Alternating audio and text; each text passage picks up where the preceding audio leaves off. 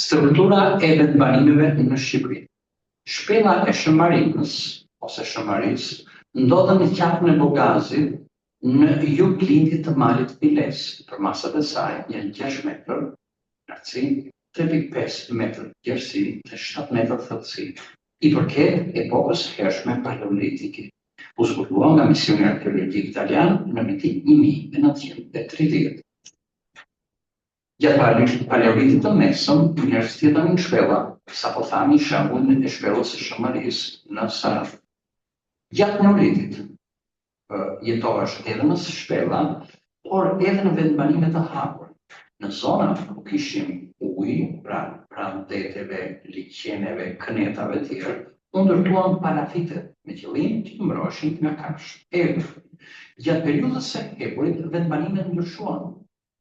Qenie njerëzore kursos, kemi diferencim më të madh ekonomik, krijohen shtresa më të fuqishme, të cilat përpiqen të mposhtin, të nënshtrojnë shtresat e tjera shoqërore, të cilat ishin më pak të rëndësishme, më pak të fuqishme, më pak të rrëzuara ekonomikisht. Kështu që për të mbrojtur u kalua në fortifikime.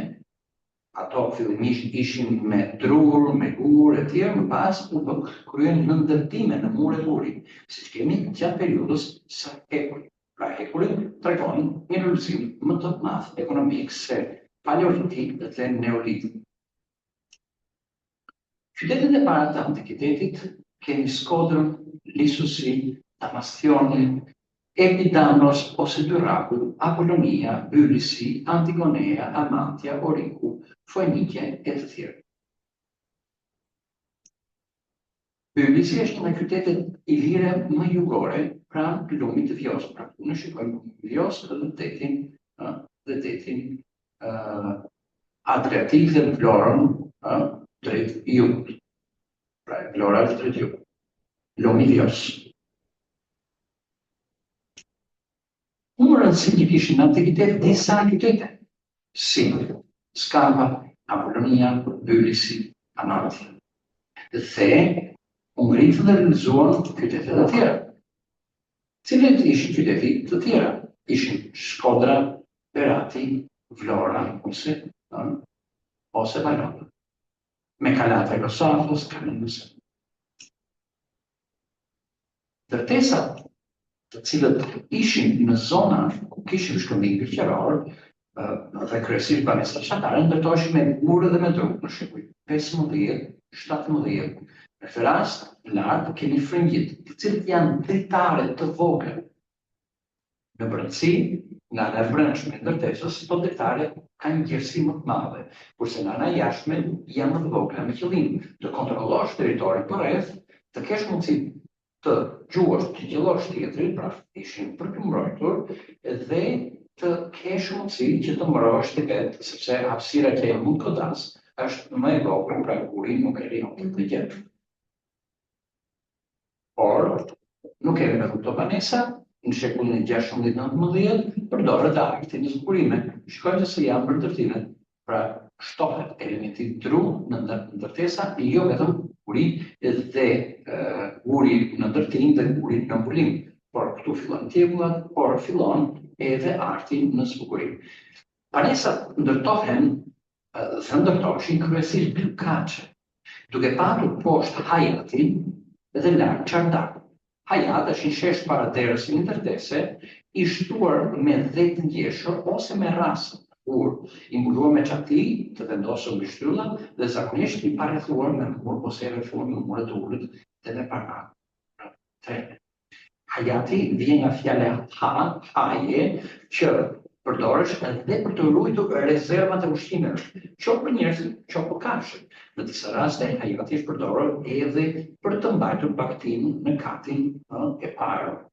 Kurse çardaku, pjesë e hapët e rrethuar zakonisht me parmak dhe shtuar me drasa, në katin e dytë të shtëpive të vjetra që shërben për të pritur nik ose për të ndenjur në verë.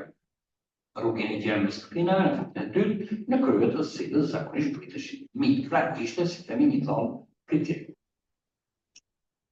Në vitet 20-30 të shekullit të 20, shikojmë që kemi ndryshime të infrastrukturës krijohen rrugë, sqarohen ato, fillojnë ndërtesa më shumë se sa 2 kaqe, kryesisht nëpër qytete. Gjatë periudhës së Kompletit Zog, ndërtohet bulevardi ai që sot ne i quajmë Peshmorët e Kombit, me atë plan urbanistik të miratuar në Itali sipas madhështisë së fashizmit. Gjatë epokës së komunizmit kemi ndërtesa për 5 apo 6 kaqe.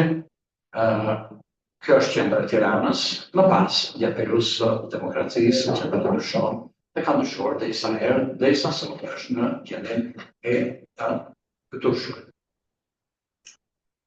Llojet e vendbanimet fshatare ndahen sipas aktivitetit ekonomik dhe infrastrukturës. Sipas aktivitetit ekonomik kemi fushor, qytetëria bujqësor, elektoral e tjerë, kodrinor dhe malor, elektoral, ekonomi pyjore, brigdetar dhe brigdinqinor, peshkim dhe turizëm.